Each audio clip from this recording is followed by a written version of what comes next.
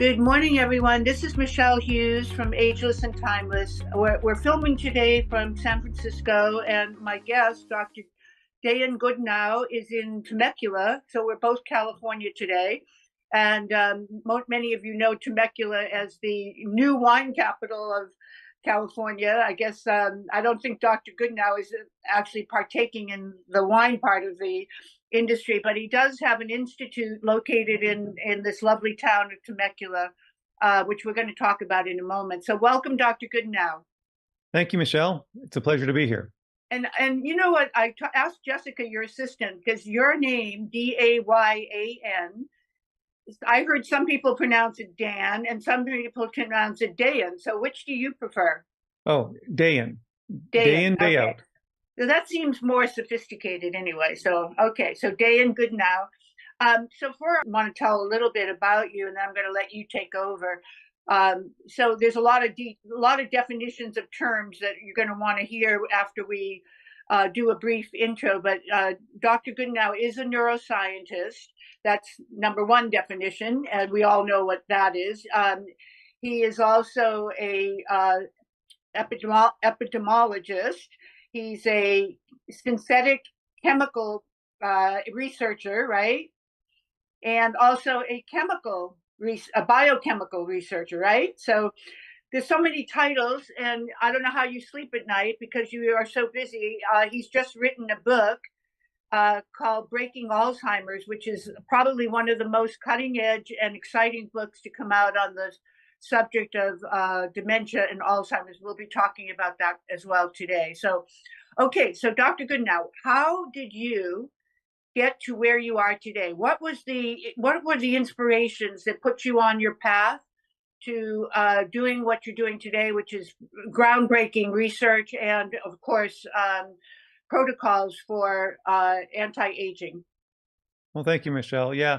So basically, it's just curiosity, an insatiable curiosity about life and how things work fundamentally. And so my earlier training is in synthetic organic chemistry. That's my first degree. And then I went into neurochemistry, look at how the biochemistry of the brain behaved under certain circumstances, looking at the neuropathology, say, of Alzheimer's and Parkinson's and depression and anxiety and so on. And then in terms of understanding how to intervene in terms of brain health, led to looking at technologies that we can measure the biochemistry more thoroughly. And so my first real invention is an invention called non-targeted metabolic profiling, which uses a high field ion cyclotron mass spectrometer. So we have a 7 Tesla ion cyclotron in our facility here in Temecula. And this is what allows us to measure thousands and thousands of molecules in your blood. And originally the technology was thought to be used, and we did use it for, functional genomics research and understanding how the human genome works, but also how to diagnose diseases. And it's very good at diagnosing disease. It can pretty well diagnose all human diseases, and done huge epidemiological studies on those issues like colon cancer, pancreatic cancer, ovarian cancers, as well as in neurological diseases.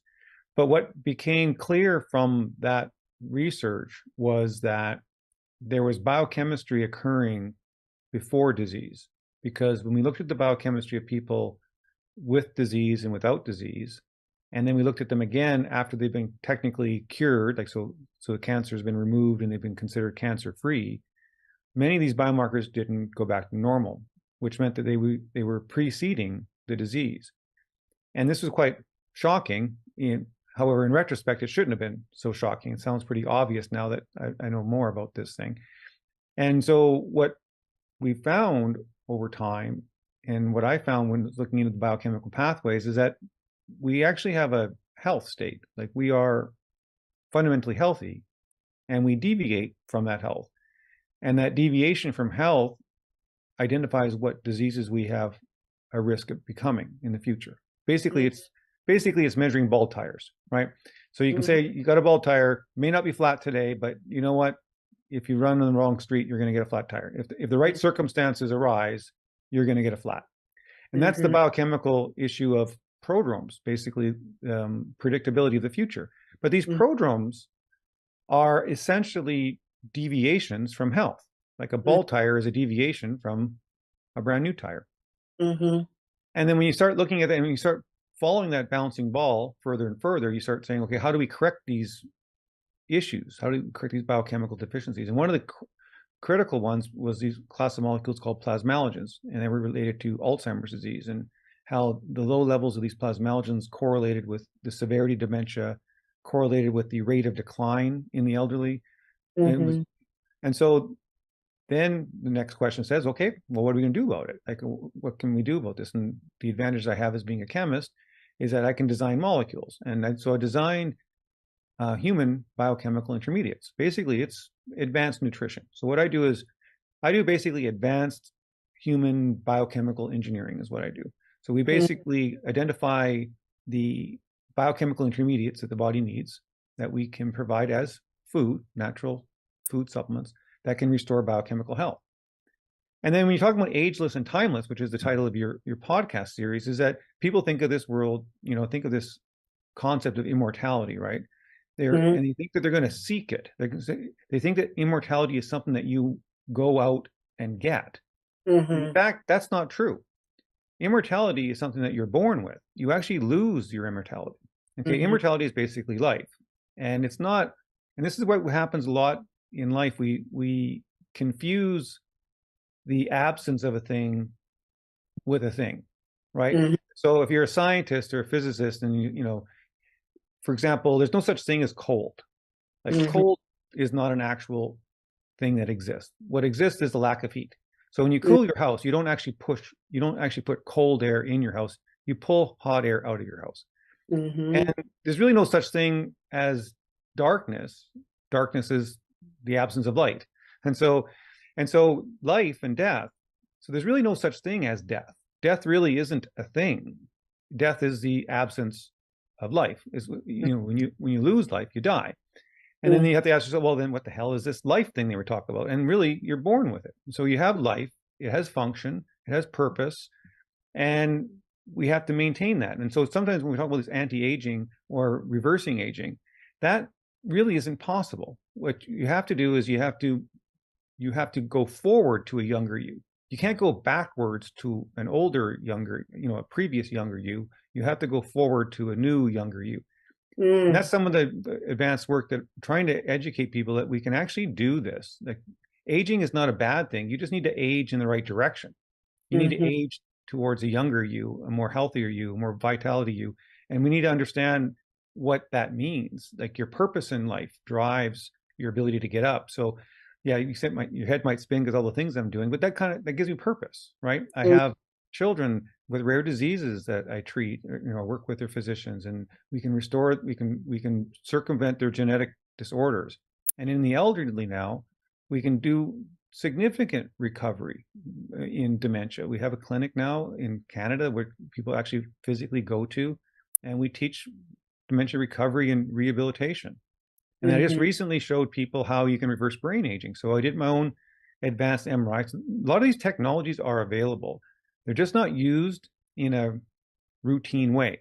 And so one of the things I was trying to teach people is that, and using my own self as an example, is I did 17 months of advanced targeted nutrition, and I was able to reverse 15 years of brain aging, and showing that up on advanced MRI. So we can do these are possible things, and it's but we sometimes we get stuck in the middle of a story, and we don't start at the beginning of the story. And so that's kind of what keeps me excited. And so that's how I'm in this. And the other challenge in science is implementing it, right? It's one thing to have an idea, or one thing to actually even prove an idea. It's another thing to be able to make it available to the general public. And so that's why we have a very large network of doctors, about 2,000 doctors in our network now. And we are actively intervening in people's biochemical lives and making real differences in their world. And it's not magic. It's actually quite straightforward, scientifically logical sequence of events. And so, so that's kind of where we're at. So I assume that that's really, really helpful, and it's so kind of earth-shattering for a lot of people to think about the possibilities that you just described, that there is no real death, there's just a loss of life. I mean, I guess in some ways, for some people, that might be a semantic, but yet the way you're approaching it is that you can have immortality. You just have to find the solutions for your particular customized needs for long life or longest life or forever life. So Exactly. Well, it's like yeah. So, disease. Like you don't actually get a disease, right? mm-hmm. You actually lose health. Yeah. Like you don't, when you get you don't actually get diabetes. You Yeah. lose the ability to regulate your glucose. You Yeah. don't get cancer. Your cells lose their ability to maintain their cellular integrity. And so, but when we look at something after the fact, right? It looks like it's programmed, right? And sometimes I think we're programmed to die, but we're really not. We just adapt to death, and we need to learn how to adapt to life going forward. And that's what I I do. love that. You mentioned though having a nutritional protocol for people who have lost health and are facing a certain dilemma, like a challenge. We won't call it disease because it's just a loss of some part of their health. If Right. I can follow your Exactly. So vocabulary, then, yeah. so when you take that approach, then the curiosity comes in. So you kind of have to work yourself backwards to say, okay, where does this begin? Okay, Mm-hmm. like really, what is life to a Mm-hmm. human being? Like what is it that keeps us alive? What are the core components? Before I get to the very end of the story, maybe I should start at the beginning of the story. And the Mm-hmm. beginning of the story for human life is we are essentially a hybrid electric car. We Mm-hmm. burn hydrocarbons. Okay, we eat protein and fats, Mm-hmm. sugars. These are carbohydrates. Okay, they all come from the sun, fundamentally, Mm-hmm. converting water and carbon dioxide into glucose.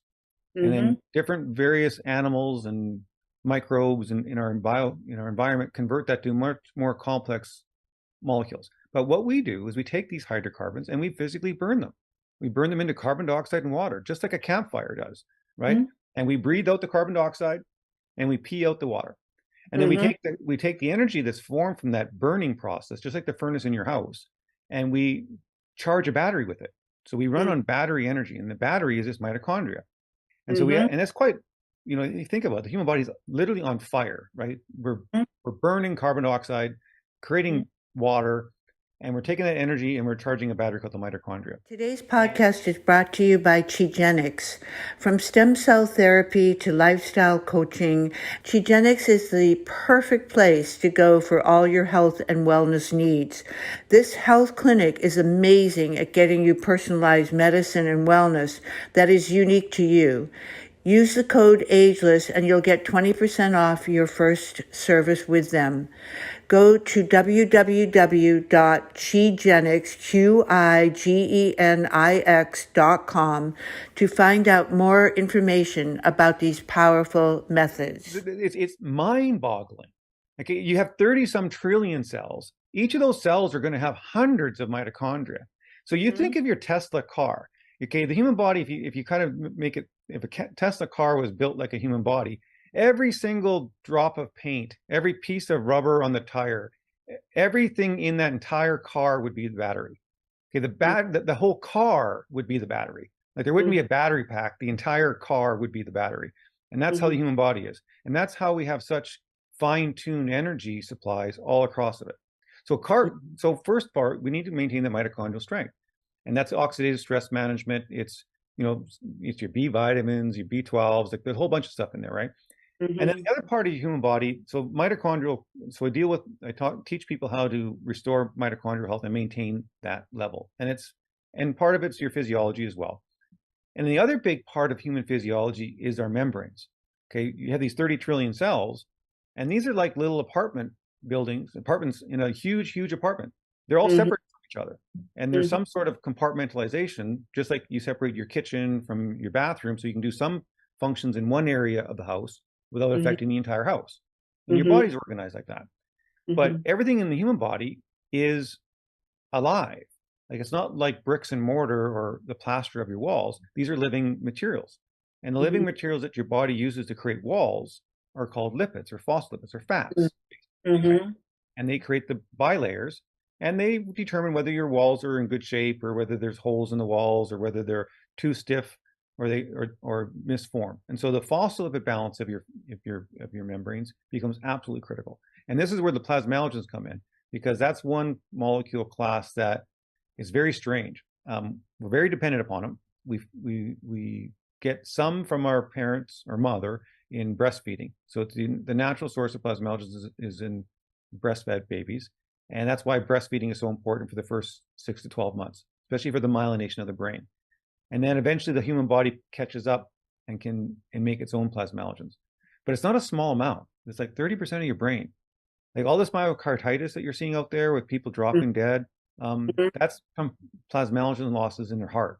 Like the heart muscle has about 50% plasmalogen in it. And the weird thing about these molecules is you can't really get them from the food supply because they don't survive our digestion. So the human body is dependent upon them, and they go down in certain diseases, and they go down as we age. So one of the things that was critical for me when I was showing people how we can restore brain volume, like I was able to increase my occipital load by 10%, my white matter density, my myelination by I think 8 or 9%, the functional connectivity of say my nucleus basalis or my substantia nigra, all that connectivity could be improved. And it's not magic. It's basically restoring those molecules that the human body needs and doing it in a strategic way. And so that's the second part is that membrane structure of your human body. And then the third part, as you go in a triage perspective, is okay, what's the most core thing is your mitochondria. Second core is your membrane structure. Third core is really your neurological signaling. Like your body is a whole network of neurons, right?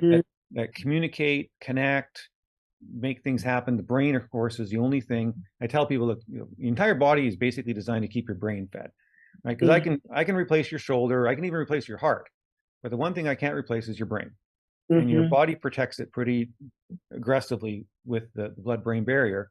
And but things can get into that, and when we lose our brain, we lose we lose ourselves. We can't replace that. So I critically tell people that that's the number one priority in life, is really maintaining your brain vitality. And that's where the advanced MRI comes in, because you can actually, there's tools out there that we can use that accurately track and monitor not just the structure of the brain. Like most people look at MRI and say, oh, what are the volumes of my different parts of my brain? Or do I have a tumor, or do I have a multiple sclerosis lesion, or do I have a stroke? Those are the type of, they're kind of acute care usages. Is there any overt problem with my brain? But MRI is far more valuable than that. It can tell us function in real time. But the neurological system of the body, you talk about people with ALS, or you have the neuron, which is the wire, like the wiring in your walls, right? It has copper wire that goes long distances, and it has a coating on that, which keeps it from shorting out and making sparks fly, right? And your body has that too. The inside is called your axon, and that's where your neurological signals go. So if you want to be able to move quickly and be responsive to your environment and so on.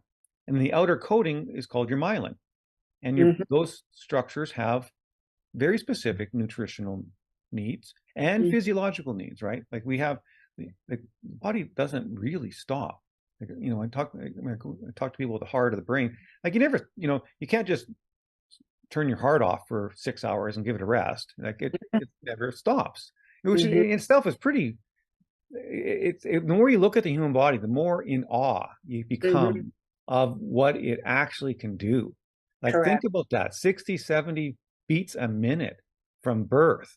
Right. Like, you know what I mean? Like think of a car. Like what else in our world can perform day in and day out, hour by hour, minute by minute, and the things like it's pretty remarkable that we're even alive at all if you think about it. And so when you get in awe of what it does, then our job is just to kind of say, let's keep it, let's give it the tools. Okay, let's not play God, okay, because we really don't know all the things that work. Okay, we're given some miraculous working system here, and our job is try to keep it running fundamentally, and we can measure that. That's where the advanced mass spec technology comes in. We can say it's just like anything else in this world. You want to be able to monitor changes, because we're not plants, right? Like you have to eat food, you have to work out, you have your body needs to have some sort of resistance, either it goes to atrophy. So we are still stewards of our own bodies. We're stewards not of our mind and of where we put our bodies, what kind of purpose we put them into, and and all that kind of stuff.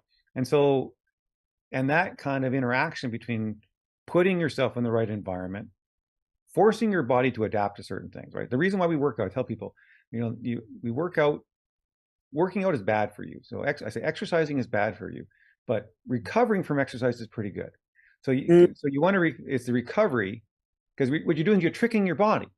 If you're lifting out on weights, you're tricking your body into thinking that that's what it has to do.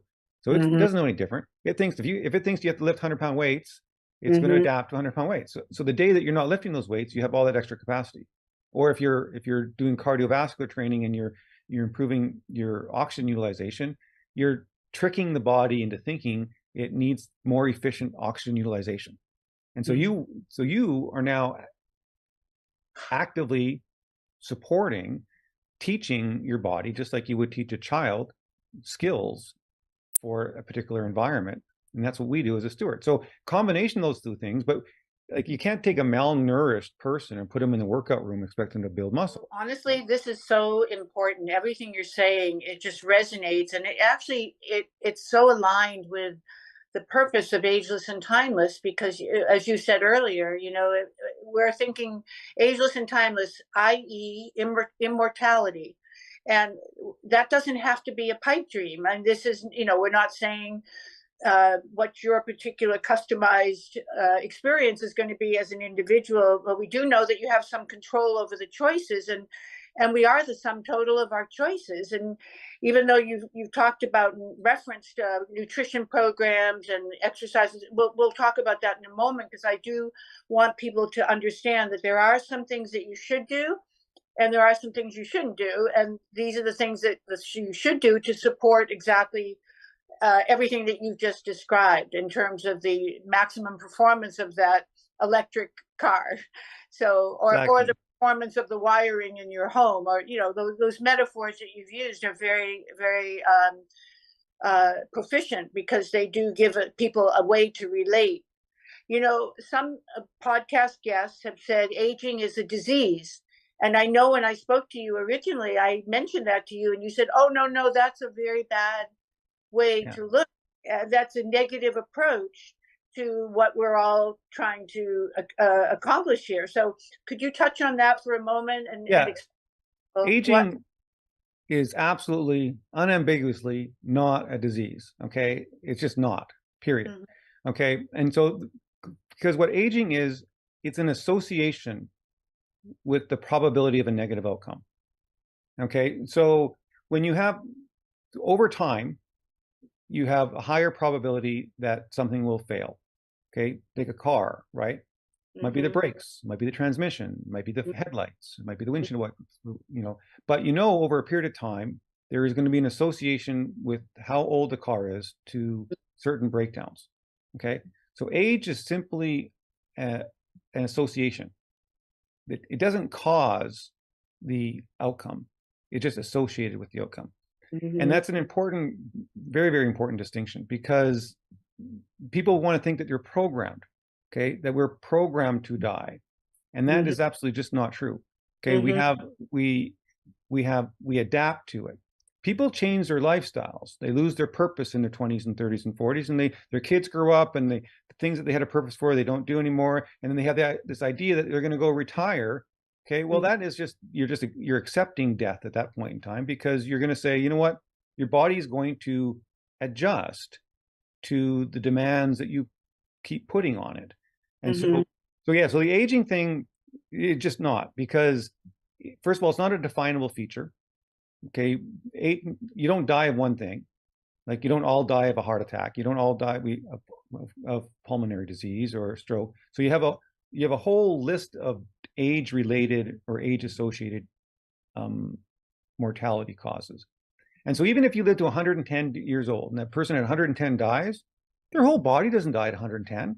Okay? One of their functions died, one of the critical functions died, but maybe their muscles were still working, their heart might be still working, maybe their lungs are working. So, but just one critical function stopped working. So even at 110, 90% of the body was still working fine. So it still was there. And so I think this is the issue people get. So I'm sorry about it's a defeatism perspective. Mm-hmm. They're trying to capture this portrait of Dorian Gray model of immortality, which is just not a reality-based situation, because time is, time doesn't stop. Okay, so yeah. You know what, Dr. Goodenowe, I just want to be sure that people understand that there are choices that one makes that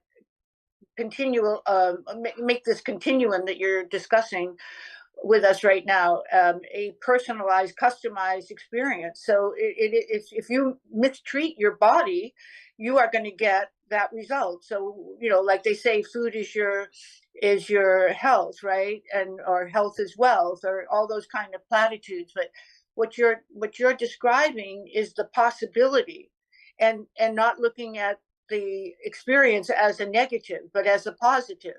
So it's not it's not dying, it's the absence of life. That's a little, it's semantic, but it's also very actionable. And so I just want our viewers to understand you do have choices, and all of what Dr. Goodenowe is describing is the possibility. It seems utopian, but it actually isn't when you think about the steps along the way. So maybe we could back up just for a moment. I think what we need to do is define a few terms, and one of them, of course, is prodrome, and the other is plasmalogen. Those are two terms that, until I read your book or met you, I never had heard of them, and I think I'm pretty well immersed in a lot of the wellness nomenclature. So I'm sure that many of my viewers would need those terms defined. So could you spend a moment just to give? For sure. Yeah, Okay. and so the prodrome is just technically it's a dictionary word. It's that which comes before. It is something that is predictive of a future event. And then plasmalogens are an actual class of molecules that are in the body. It's a biochemical, one of our natural biochemicals. And one last point on this aging thing, it's function. So people should only think about maintaining function. Okay, if you maintain, the goal is to maintain function indefinitely, and to maintain function. And then people should take all the things that they've done. If you've been successful in your life, if you've been successful in relationships, all those rules that apply in your everyday life, they apply to your biochemistry as well. So don't think that the body is some sort of black box and start seeking some magic pill or magic, one-time thing. And I tell people, so the prodrome process in plasmalogens, it's kind of this triage approach. Like if you're a gardener, for example, right, and you fertilize your lawn, so nitrogen is your number one priority. If you want to get nice plants, you need nitrogen. But you know what? If it doesn't rain, if you don't water it, no matter how much nitrogen you put on, you're not going to get any use of the nitrogen. So you say, okay, first things first, I need to have enough water for my plant. Then the second things. So, okay, nitrogen is the next big thing. So if I have water and I have nitrogen, then I say, okay, what can I add more? Then you put your phosphorus and potash, and then eventually you have all those in place. And say, well, what else can I do? Then other little micronutrients become important. And so sometimes what happens is that scientists are bad for this, right? Because we have decades and decades of historical knowledge, but it feels boring. Like, I got to come up with something new to talk about. Like I can't talk about this old stuff forever. Because what am I getting paid for? I got to come up with a new idea, right? So we end up getting really caught in the weeds, like this gene and that gene, and this particular metabolite is going to be, a miracle.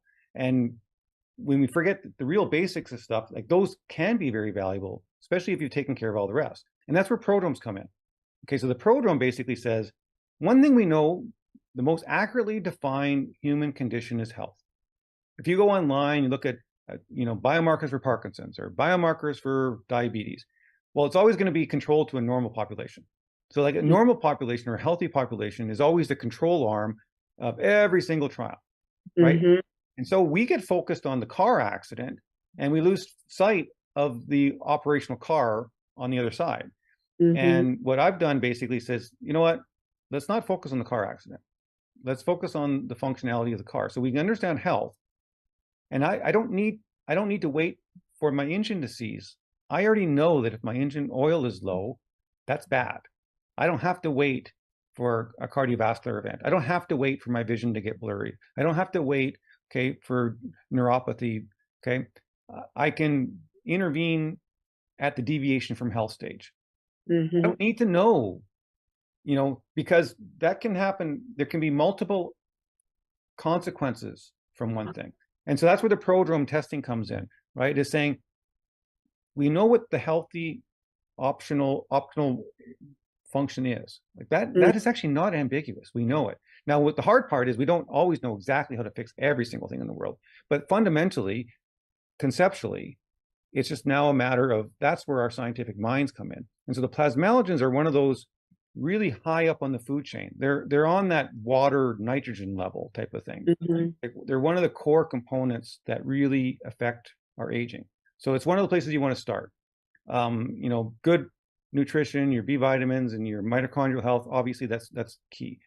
But the plasmalogens are a big hammer. And the reason why they're a big hammer is because we're so dependent on them, and we have virtually no nutritional supply of them. And how come? How come? Goodenowe, sorry to interrupt you, but how come you don't hear more about plasmalogens? And like I said, until I met you, I never read anything about a plasmalogen as a mechanism for improving one's health. And so, why do you think it's been kept as kind of a mystery in the, more of the late? I'm just as to blame for this. Look, I have a PhD in neurochemistry, studying brain chemistry.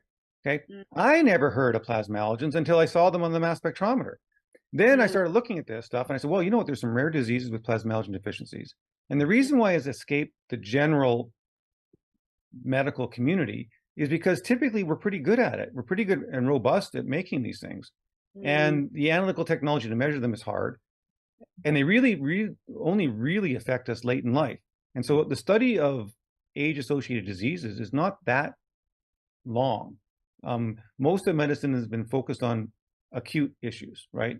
And what we've done a really good job over the last 100 years is increasing the average time of death, right? So average lifespans have gone up dramatically because we have done a very good job of reducing premature death.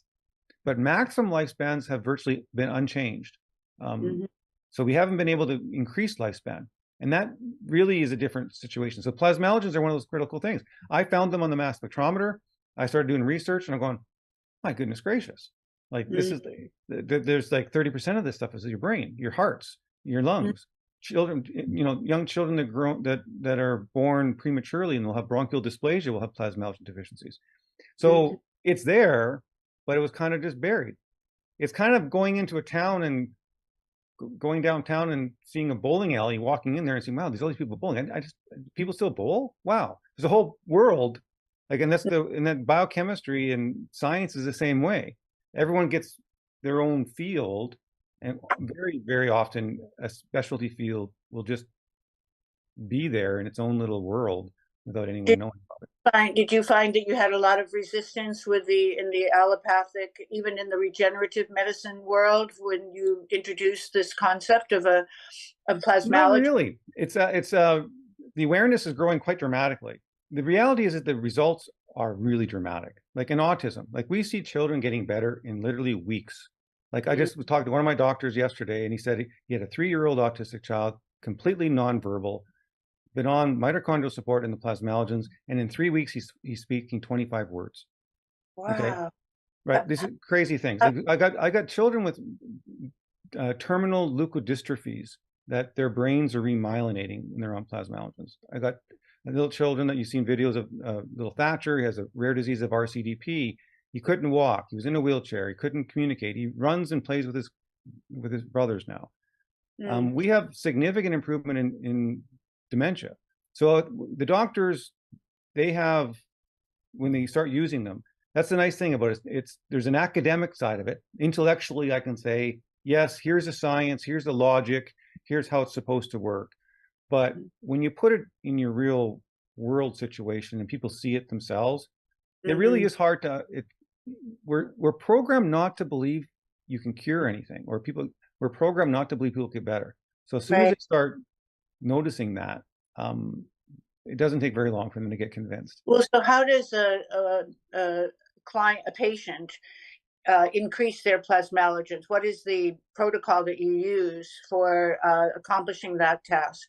So one of the challenges with these plasmalogens is that I tell you, there's a whole bunch in your heart, there's a whole bunch in the brain. So if I eat a nice juicy steak, why am I not eating plasmalogens? Why can't I eat food supply? And the problem is the very last step in their manufacture creates this very acid sensitive bond. And so you can't eat plasmalogens, otherwise they'd break apart. So I'm a chemist. So what I designed was a precursor. And that's what human breast milk is designed for. So humans, our bodies have been smart enough to know this themselves. So the human breast milk, the mother makes plasmalogen precursors, not the actual plasmalogen, that are highly absorbed, enter the brain. And so I design molecules based upon human breast milk plasmalogen precursors that can target two different types. One is targeting the synapse, like the signaling rate. That's called Prodrome Neuro, is a brand name. And that has high levels of DHA, and it's for increasing cognition, increasing neuromuscular function, and it increases reverse cholesterol transport, that type of thing.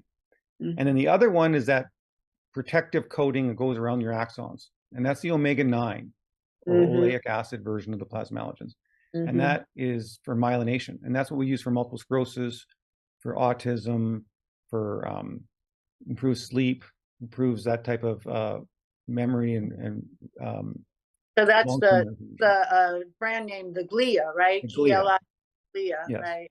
And so that's why in getting it in highly concentrated forms, that you can supplement yourself and restore it. So that's what happened for me personally, right? So when I did my before and after brain scans, I was taking higher doses of the plasmalogen precursors, and I was able to backfill, if you will. Like I was able to reverse the gradual loss of plasmalogens that was occurring in me, and and so we have that kind of so that's kind of where that's how you get plasmalogens back into your system.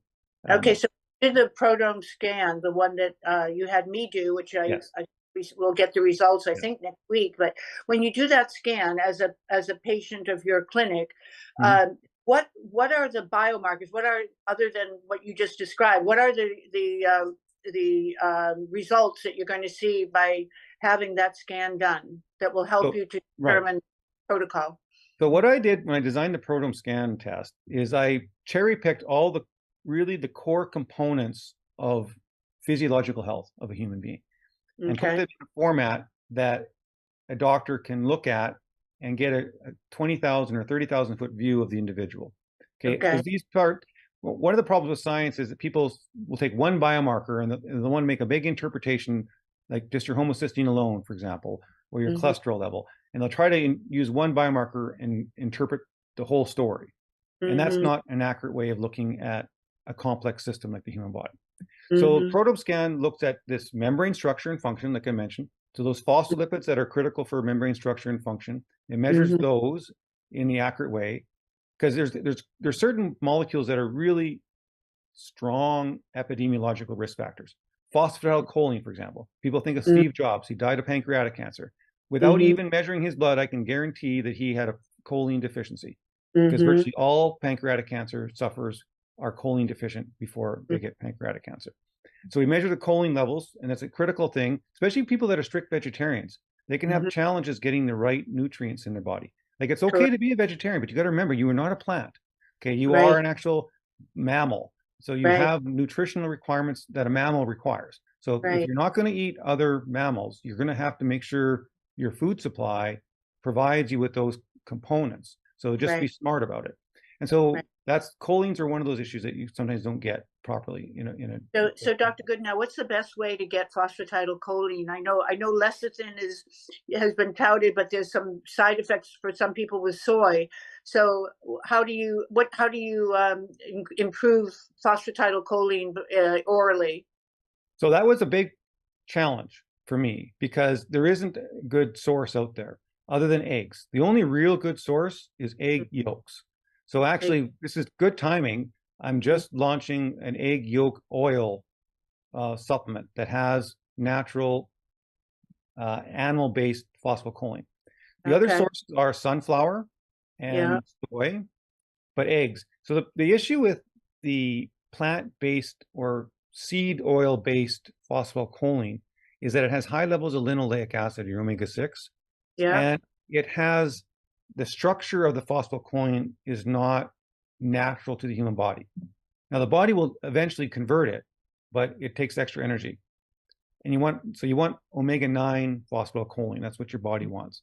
Right, And the because you don't highest, have too much omega-6 in the body. That's one of the big enemies of the fish oils, right? Is to balance the DHA, EPA with more omega-3, and omega-6 is associated with the negative omega-9.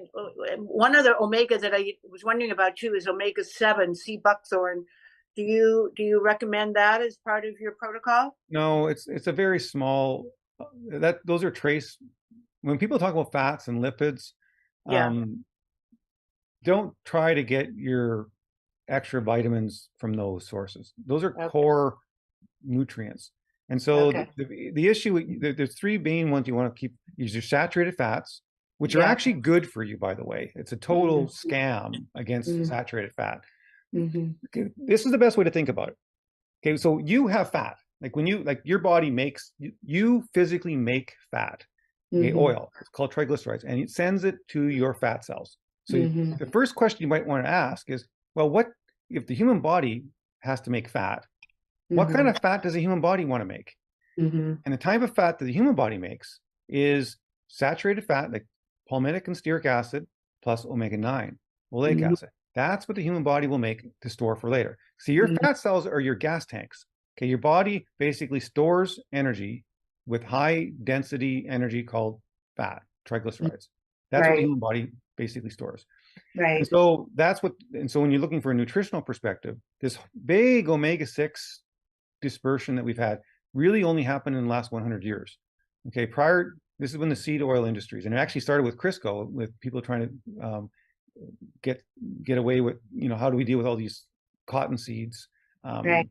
from the cotton industry, and Right. then industry got better and better at it, and so we got all these omega-6. So we really didn't have a high omega-6 diet at all until the last 100 years. So the reason why phosphatidylcholine is so important is it drives your reverse cholesterol transport. Okay, so your HDL, okay, the quality of your HDL transport system is really driven by your phosphatidylcholine system. And that's why choline deficiencies are really bad. And that's why they have a high association with cancer rates. So that's why you want to get, so, the plant-based phosphatidylcholine is better than nothing.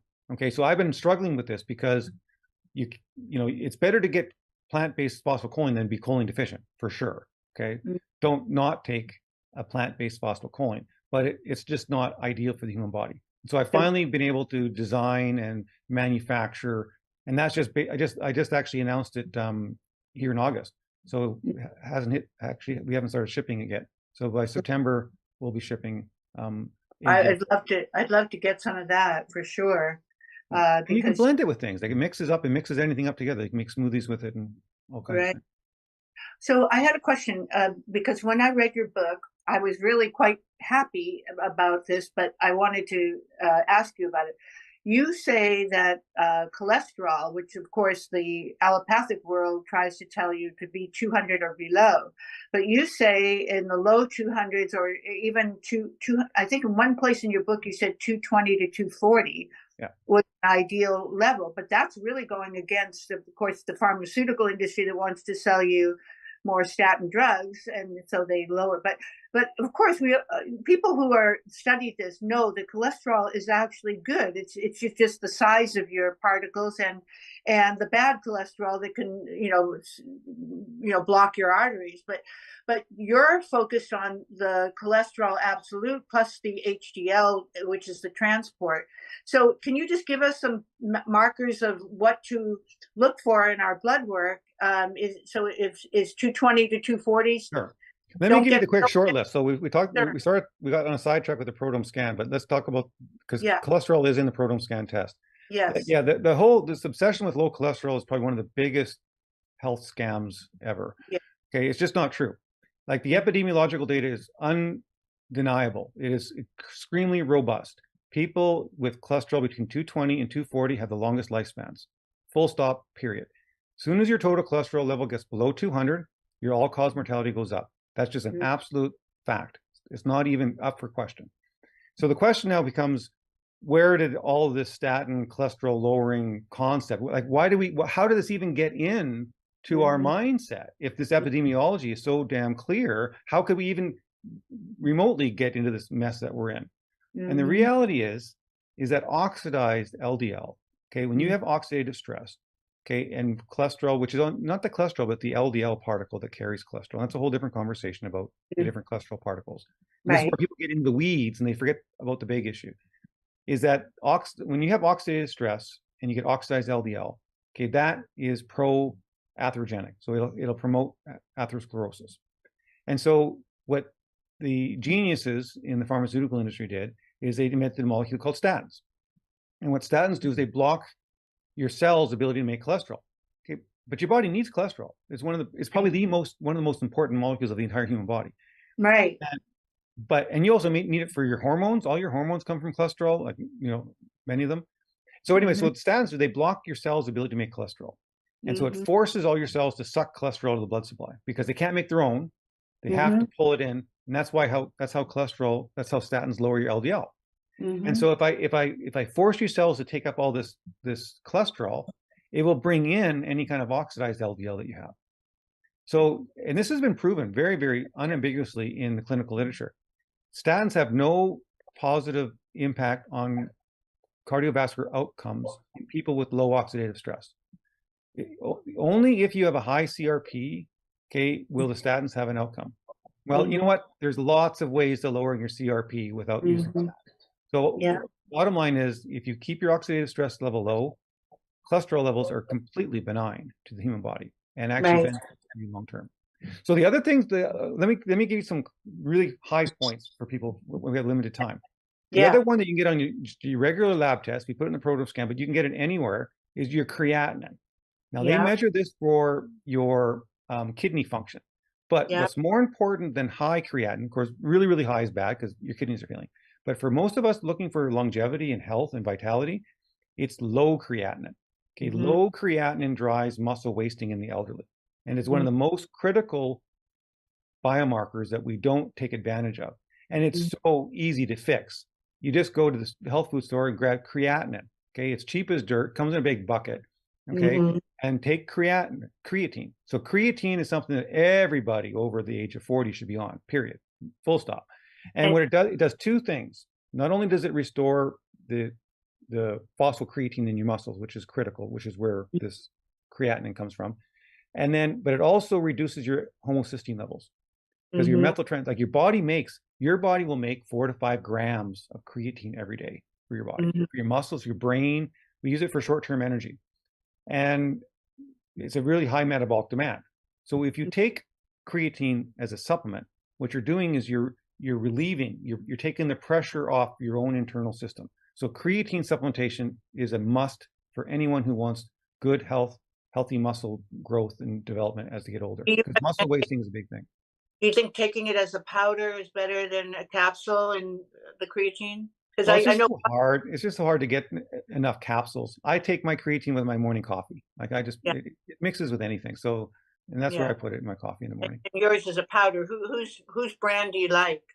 Oh, it doesn't really matter. Just the creatine monohydrate, I think they call it. Yeah, but people say they get a stomach disorder, stomach upset sometimes with creatine. So that's why I asked you: is there one that? There's a whole bunch of versions out there. Basically, you find one that you work with. Like I use bulk creatine monohydrate. But if you have an adverse reaction, try a different one. Like there's creatine hydrochloride. And again, all these manufacturers are they're always trying to compete with each other. So they're always going to have one gimmick or another. And so the trick is you find one that works for you. But creatine monohydrate, it's around forever. Chances are half these manufacturers are probably using the same core manufacturer. They're just putting a different label on the damn things anyways. So that's one thing. So creatine, keep an eye on that. It'll also, if you're having a hard time getting your homocysteine down, you're taking your B vitamins and B12 and folate, you're doing all this stuff right, and your homocysteine levels keep on staying high, and you're going, what? I'm doing everything right. What's wrong with it? Right. It's probably because you're creatine deficient. Okay. And if you're deficient, then that also means just phosphatidylcholine is going to be off. Okay. Well, because the methyltransferase system makes your own. So that's the other reason why phosphatidylcholine supplementation is so important, because it takes the pressure off your body's. It's not considered an essential nutrient because your body can make it, but it's a lot of energy to make it. So why don't you give your body a bit of a hand and give it some stuff for free? Okay, let the damn chicken make the phosphatidylcholine for you. So then that's where you kind of go. And then the next big thing is your fasting triglycerides. This is another big thing that people don't get right. Right. You've got to keep your fasting triglycerides under 100. Like, you don't want to weigh down in, anorexia 40s and 50s, but you want to be in that 60 to 90 range. If you go in and you get your fasting triglycerides and they're at 120, they're going to say, oh, you're normal. But when your triglycerides are over 100, anyone will have a very hard time losing weight, because what you're doing is you're recycling your fat. Okay, but the triglycerides, so the triglycerides, okay, that's fat. Like the triglycerides in your blood, that's like olive oil on your cupboard. It's fundamentally almost exactly the same molecule as the olive oil in your cupboard. And so what your body's doing is you're eating, and it's storing energy for later. So what you're supposed to, your body has two gears. It has a fed gear and a fasting gear. So when you eat a meal, that's when you go to the gas station and you're filling up with gas, right? And it's filling a gas tank up. And the gas tank is all these little fat cells in your body. That's your gas tank for later. And so once the short-term energy of your meal, like once your gut digests the food, okay, at a certain period of time, your body switches to a fasting state. And then at that time, it switches, and all of a sudden, your fat cells start releasing fatty acids for your energy supply for your whole body. And your body fundamentally wants to run in the fasting state. And this is what prevents a lot of cancers, is just maintaining the fasting state. So if you're in the fasting state and your fat cells are releasing all these fatty acids to all the cells of your body, and if your triglycerides are over 100, those cells are taking the fatty acids saying, oh, I can't take all this stuff. And they're just recycling it. They're turning it back into the triglycerides, and they're sending it back to your fat cells. So getting your triglycerides under 100 are critical, because it indicates that you're metabolically efficient. Okay, if you have fasting triglycerides over 100, your body is metabolically inefficient. It's like driving down the highway with the guy in front of you with the smoke coming out the back of his tailpipe. That's what your body's doing. Like if your triglycerides are over 100, your body's just smoking. It's recycling stuff. So I have a question for you. So just in my own situation, I did my blood work in March, and then I did some again the other day just to do a follow-up, and a very exhaustive panel of blood tests that my regenerative medicine doctor requires. So anyway, 95 triglycerides last time in March, and now they went up to 117, and just in the few months. So what did I do wrong? What would happen? What would you recommend to people like me who suddenly they go from under 100 to over 100? What did I do? So two things. So one thing that is important is your neuromuscular health, like your skeletal muscle. Okay.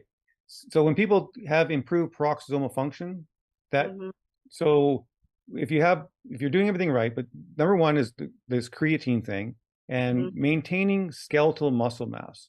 Okay, your skeletal muscles are the main consumers. Your heart, for example, these are main consumers of your fatty acids. Got it. And that's what happens with aging. As a general aging as a disease. No, what happens is you start losing skeletal muscle mass, and your body, those skeletal muscles are no longer eating these fatty acids. And so your body, your fat cells don't know any different. They're still releasing it, but you don't have the muscle capacity to burn them up. And so your cells keep recycling it. So skeletal muscle, mitochondrial health, like the carnitines, like the acetyl-L-carnitines, CoQ10, N-acetylcysteine. Like if your mitochondrial health gets impaired, then triglycerides will creep up a little bit. Right.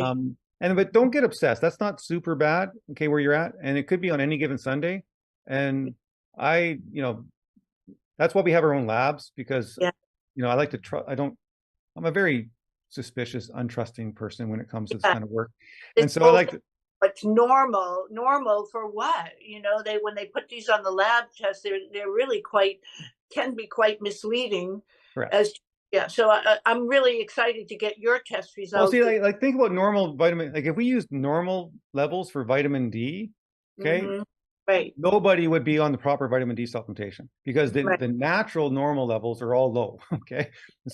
And so that's what happens with triglycerides, but in the opposite way. Right. And how those numbers come up is all of these lab tests, okay, they were originally designed for acute care medicine, right? Mm, They're, you got a person in an accident situation or a serious health condition, and they're looking for how do I diagnose a disease, right? mhm, They were never designed for diagnosing health. They were to diagnose a disease. So mhm, if you have a serious problem and your triglycerides are at 300 or something, right, and your blood looks like it's white, that's what it looks like if it's got uh, lipidemic. mhm, Then you got a serious problem, right? You could have acute liver failure or something like that. And right. that's where these blood tests were designed to look at these really, really high levels. And so epidemiologically, getting triglycerides as a risk factor, they're not looking at optimized health. They're looking at outcomes for disease endpoints. That's why these blood test measurements. So the creatinine, right? You measure that for kidney clearance. The other one that people misuse is uric acid. Okay, Mhm, and this is another thing. This obsession with low uric acid has got to stop also. Okay, high mhm, uric acid is bad. Like if it gets way high, gout. mhm. Okay, That. but just a little nugget of information. Mhm. People with gout have higher intelligence than non-gout. So people with Wow. high uric acid have higher levels of intelligence than non. Mhm, And that's because uric acid is basically an indicator of your NAD levels. So you mhm, don't want super high levels because that would be gout. Okay, but mhm, uric acid is like the human body vitamin C. Low mhm, levels are far more dangerous. Low levels are found in Parkinson's and multiple sclerosis and Alzheimer's. And so low levels of uric acid are really highly associated with neurological insufficiencies and usually right, indicate an NAD deficiency. So what right. you take, and you can take some of these simple vitamins like just niacin. Um, Mm, like a lot of this, and that's the problem with some of this advanced nutrition, is that some of these solutions are old, right? yes. And they're cheap as dirt to Yeah. use.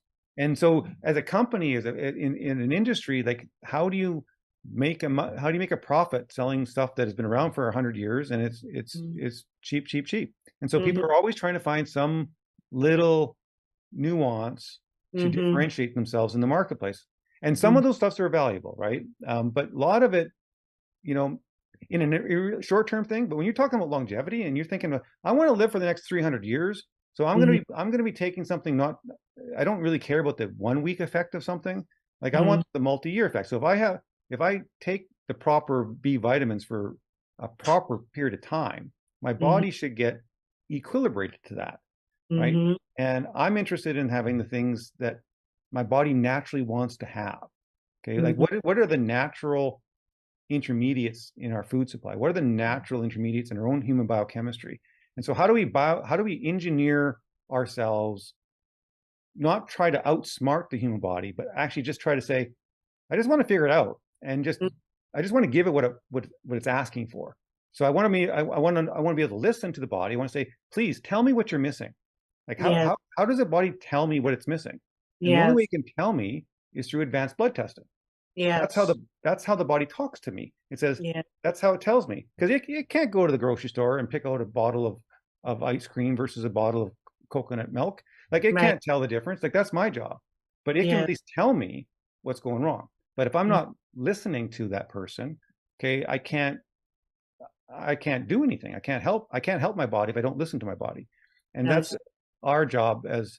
And so that's what I'm trying to, and it's a lifelong ambition because and we try to pick away one at a time, the best we Mm, can. Start with the big issues, and you'd be surprised how often you fix a couple of the big issues, and all these little issues go away, right? mm, mm, Inflammation, shoulder pain, psoriasis, eczemas, some of these mhm. things that you've been fighting forever with this cream and that cream and the other thing, and all of a Right. sudden your internal biochemistry is working properly, Right.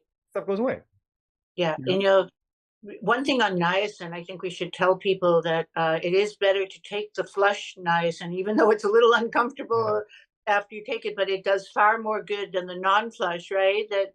And I think you mentioned to me that you take niacin flush, and I was Yeah. really happy to hear that because I hate it when I take it that I feel that kind of prickliness and the maybe a little bit cold, even though Yeah. it's warm out. You get that kind of body temperature thing. But knowing that it's doing the good that it does, the circulation effect and the cholesterol diminishing, or the bad cholesterol diminishing. Yeah. It's really good at getting your HDL levels up. Yeah, Yeah. I'm the same way. Like the flushing is uncomfortable. Like I take about 500 milligrams a day, Yes, and a lot. obviously I can't take it before my podcast with you, otherwise I have a huge red face, right? So part of it, when you're going to the office or you're going to work, right? I did this a couple of times. I go to a meeting and they think I'm going to have a heart attack or going to pass out because I got this big red flush on me. I know. So those days I try to take it at night, right? And then nobody sees the flushing because it's gone by morning. But yeah, that's the challenge, is fitting it in your day. But it does look like you have a great suntan when you take it. I have had people comment on that, although I'm very uncomfortable. I know that it's making my face look like glowing, Yeah. So that I spoke with Jessica today, your assistant, and she so kindly and generously made an offer for you. I hope you don't mind. And maybe she hasn't spoken to you, but she did. First 10 people that are listening today or are viewing this podcast, if they contact me at my website, which I'll tell you in a minute, and I'll have it flashed on the screen, that the first 10 people that use the Ageless Code will get your book for free. Excellent. Did you know about that? Yeah, she sent me an email. Okay. Half an hour before the call. So okay, no problem. That sounds great.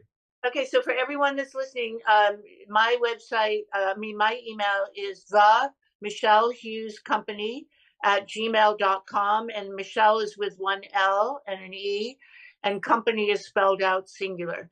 So themichellehughescompany@gmail.com. I'll flash that on the screen when we edit the tape, and so if you want that book and you're one of the first 10, I'll be keeping count. Call me and I'll let Dr. Goodenowe's office know. So anyway, just want to be sure we got that in. So Dr. Goodenowe, I think we're going to need to do a follow-up, because I watched your presentation the other day that you so kindly sent me. And there were so many things that you said that are even more current than your book. So you're a moving target, of course. You're a scientist. So there's always going to be a new discovery, and you have so many patents. And so would it be okay if maybe like in 6 months or so we could do a follow-up with you? That would be great. I'd love to. And we'll talk. People can follow my research at drgoodenowe.com. There's always something going on there. And they can order your products. You have to do it through a physician, correct? If they want to get on Prodrome.com. The plasmalogen supplements are all dietary supplements. So there are commercial, there are private available versions of it. So they can order it on, but absolutely. But they can come to your company as well. Yeah, I always recommend like one of the practicing physicians, because it's just nice to have a guide in your path. Like there's no harm in doing it yourself. And we have large, Facebook groups with children with autism or parents with autism and so on. So we want to help as many people as we can. And solutions we try to make as many solutions available to as many people as possible. And big hearts and lots of love and desire to give back, and doing so through very solid science, and it just making a huge difference in the world. So thank you for everything you've done, and all your research since 1990, I guess it was, right, that you became sort of impassioned by all of this. So all right, well, we have a date. I'll definitely let you know in 6 months, and then I'll be talking to you next week and about my test results. Okay, I look forward to it. Thank you very much, Michelle. Okay, thank you so much again. Take care. Have a beautiful day. All right, bye-bye.